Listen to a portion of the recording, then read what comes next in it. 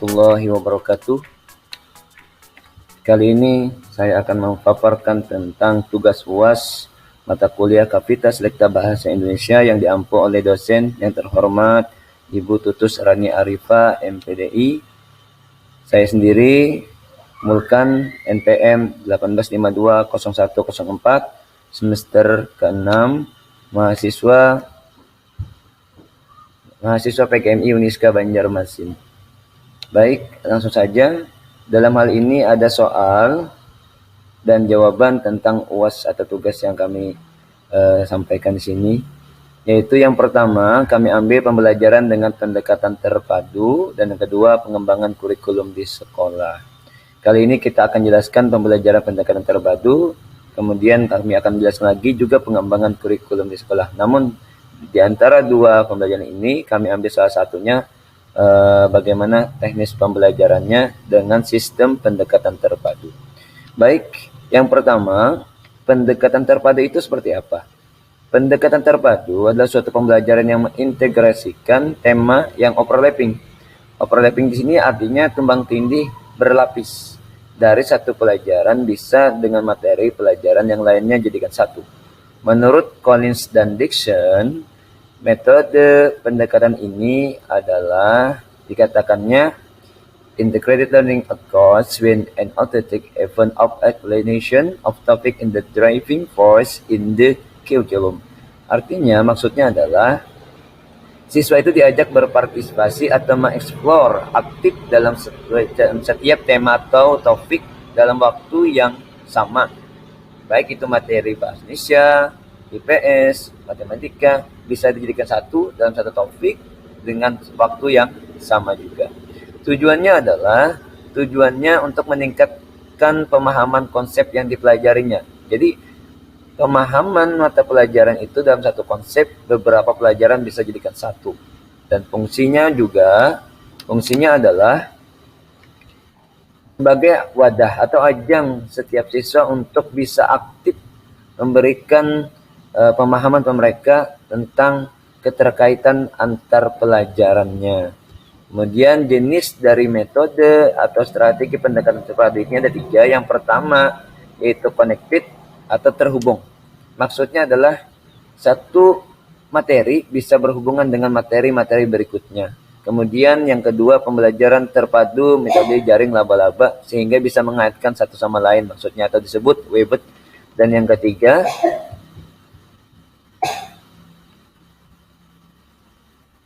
metode integrated method. Artinya saling menggunakan pendekatan lintas bidang ilmu. Beberapa mata pelajaran dijadikan satu, saling melintas satu sama lain. Nah, itulah 3 metode yang dijalankan. Kemudian tahapan-tahapan yang dilakukan yaitu tahapan perencanaan yang pertama, yang kedua tahapan pelaksanaan, dan yang ketiga tahap evaluasi. Dan yang keempat, hubungan dengan komunikasi secara efektif. Ini adalah beberapa strategi berkomunikasi secara otomatis karena materi yang disajikan itu saling berhubungan sehingga anak itu aktif untuk berkomunikasi dan mengeksplor apa yang mereka ketahui. Kemudian di sini ada juga pilih satu materi diajarkan di kelas 4, 5 atau 6. Nah, di sini kami ambil yaitu kelas 6 tema 1 Selamatkan Makhluk Hidup dan subtema 1 Tumbuhan Sahabatku. Kita akan mengangkat pendidikan hidup pokok. Jadi di sini dalam pembelajaran terpadu, temanya Selamatkan Makhluk Hidup, subtemanya Tumbuhan Sahabatku. Di dalam tema dan subtema tersebut, beberapa mata pelajaran disajikan. Di sini Selekta Bahasa Indonesia kita kedepankan, namun karena kita menggunakan metode pendekatan terpadu, makanya ada keterkaitan dengan satu sama lain. Nanti kita akan jabarkan di dalam bagian khusus pendekatan terpadu ini bagaimana sistem pembelajarannya. Kemudian di sini kita akan sampaikan tahap pelaksanaan, tahap terakhir. Oke. Kedua tentang pengembangan kurikulum di sekolah. Kita ambil dari pengertian dulu bahwa kurikulum itu proses perencanaan dan penyusunan oleh pengembangan kurikulum. Jadi itu sebagai asas atau dasar dalam setiap sekolah sebagai acuan. Dengan tujuan merumuskan suatu proses dinamika yang dapat menjawab tantangan terhadap tuntutan perubahan yang terjadi dalam pemerintahan dan bersifat umum. Artinya setiap kebijakan dari setiap sekolah itu ada kurikulum yang sudah ditentukan, termasuk kebijakan-kebijakan dari pemerintah dan bersifat umum yang bisa diikuti oleh sekolah masing-masing, sehingga kurikulum itu harus disusun di awal proses pembelajaran atau di awal setiap sekolah mengawali proses pembelajaran. Kemudian lagi berikutnya adalah fungsinya adalah suatu alat untuk membantu peserta didik untuk mengembangkan pribadinya ke arah tujuan pendidikan, termasuk visi dan misi sekolah. Ini adalah fungsi daripada kurikulum yang sudah dibentuk. Kemudian jenis-jenis metode dan strategi dalam kurikulum ini, yang pertama merumuskan tujuan pembelajaran, menyeleksi pengalaman belajar, serta mengorganisasi pengalaman, serta mengevaluasi. Jadi kurikulum ini disusun sedemikian rupa untuk tahu tujuan pembelajaran yang diajarkan oleh guru kepada siswa, kemudian pengalaman apa yang didapatkan, serta pengorganisasian pengaturan dalam suatu organisasi dan mengevaluasi dari setiap pembelajaran. Tahapan-tahapan yang dilakukannya di sini sudah ada kami sajikan. Kemudian hubungan dengan komunikasi secara efektif sama. Kaitannya pengembangan kurikulum dengan komunikasi efektif, yaitu pembelajaran merupakan proses transformasi pesan berupa ilmu. Jadi ilmu yang diajarkan oleh pendidik atau guru bisa nyambung dengan siswanya. Ini adalah suatu program dari kurikulum. Kemudian di sini ada di antara kelas 4, 5, dan 6 kurikulum ini apa fungsi dan tujuannya. Di antaranya pertama, tahap penikmatan. Usia umur 3-7 tahun, khususnya anak SD atau MI, yang pertama itu bisa menikmati mendengarkan cerita, puisi, syair, lagu, drama, dan anak-anak. Ini semuanya termasuk dalam muatan bahasa Indonesia. Kemudian lagi tahap penghargaan berupa bagaimana menimbulkan rasa kekaguman, misalnya menayangkan tentang tokoh yang menjadi idola dan sebaliknya, termasuk tokoh-tokoh pahlawan Indonesia, kemudian tokoh-tokoh inspirasi dan sebagainya. Namun dalam hal ini kita akan langsung masuk pembelajaran muatan bahasa Indonesia dan pendekatan terpadu. Baik, langsung saja. Kami angkat dalam hal ini subtema 1, tumbuhan sahabatku. Mungkin ini tidak asing lagi di mata kita semuanya dengan menggunakan buku tema. Nah, jadi yang kami angkat di sini adalah subtema 1, tumbuhan sahabatku. Bagaimana kita menselekta bahasa Indonesia dalam pendekatan terpadu ini. Oke, langsung saja kita turun ke bawahnya. Yang pertama adalah di sini kita ambil ide pokok, ya, ide pokok. Nah, ide pokok di sini berarti pertama menyebutkan pengertian ide pokok, menyebutkan ciri ide pokok, dan menyebutkan cara menentukan ide pokok itu seperti apa.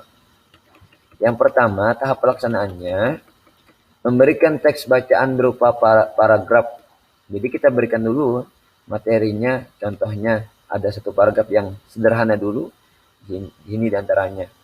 Cirinya adalah kita jelaskan bagaimana cara menentukan ide pokok. Yang terpenting adalah setiap teks itu kita berikan cirinya dan bagaimana siswa dan siswi itu mudah mengetahui di mana letak ide pokok. Di antaranya nih ada sebuah teks yang kecil. Biasanya ide pokok itu ambil langsung dari kalimat utama atau kalimat pertama. Misalnya sini, buah kedondong memiliki berbagai manfaat. Kemudian kita bisa juga membolak-balikkan kata ini, manfaat dari buah kedondong. Yang ketiga, cirinya adalah mengumpulkan isi paragraf. Di sini misalnya kan tentang semuanya terkedondong. Berarti ya jelas dah paragraf tersebut tentang menceritakan kedondong. Misalnya manfaat kedondong, ciri-ciri kedondong, itu adalah mewakili dari setiap isi dari buah kedondong. Nah, ini nyatakan sudah kalimat utama. Setelah kita jabarkan penjelasan tadi, maka kita identifikasi ide pokok tersebut, kita sampaikan atau kita tampilkan dengan siswa ide pokok itu seperti apa. Nah, jadi diantaranya kita ambil salah satunya nih. Nah, ide pokoknya buah kedondong memiliki berbagai manfaat, diambil dari teks di atas tadi, ambil kalimat utama atau kalimat pertama. Kemudian di sinilah masuk pendekatan terpadu. Di mana? Nah, di sini siswa-siswi diajak membaca membaca teks yang ada hubungannya dengan mata pelajaran atau materi berikutnya, yaitu tentang perkembangan generatif secara kawin dan bagaimana ciri-cirinya. Ini kalau kita masukkan adalah mata pelajaran IPA. Namun kita kaitkan dengan bahasa Indonesia, mereka akan mengidentifikasi, mereka akan membaca teks tersebut. Nah, ini maksudnya pendekatan terpadu. Kemudian lagi dalam hal tersebut juga kita bisa mengeksplor mata pelajaran berikutnya tentang ASEAN. Tumbuhan apa saja yang termasuk dalam teks tersebut, diantaranya jagung. Jagung terdapat di negara apa? Kemudian lagi bunga ini terdapat di negara apa? Mata pelajaran IPA bisa dikaitkan dengan mata pelajaran IPS, bisa dikaitkan dengan bahasa Indonesia, sehingga itulah dikatakan mata pelajaran atau pendekatan terpadu. Kemudian di sini tahap akhir mengevaluasinya adalah siswa-siswi akan menulis ide utama setiap paragraf yang akan kita tampilkan pada buku yang sudah ditentukan. Jadi paragraf sudah kita tentukan, kemudian kita masukkan dengan evaluasi. Mereka akan menulis ide pokok setiap paragraf yang mereka baca. Nah, itulah namanya pendekatan terpadu. Setiap materi bisa saling berhubungan satu sama lain, yang mana ciri tadi ada connected, kemudian laba-laba, dan saling berhubungan satu sama lain. Itulah pendekatan terpadu, namun tetap kita mengarah ke selekta bahasa Indonesia pada muatannya. Terima kasih. Itu saja yang dapat saya sampaikan. Mohon maaf jika ada kesalahan kekurangan. Assalamualaikum warahmatullahi wabarakatuh.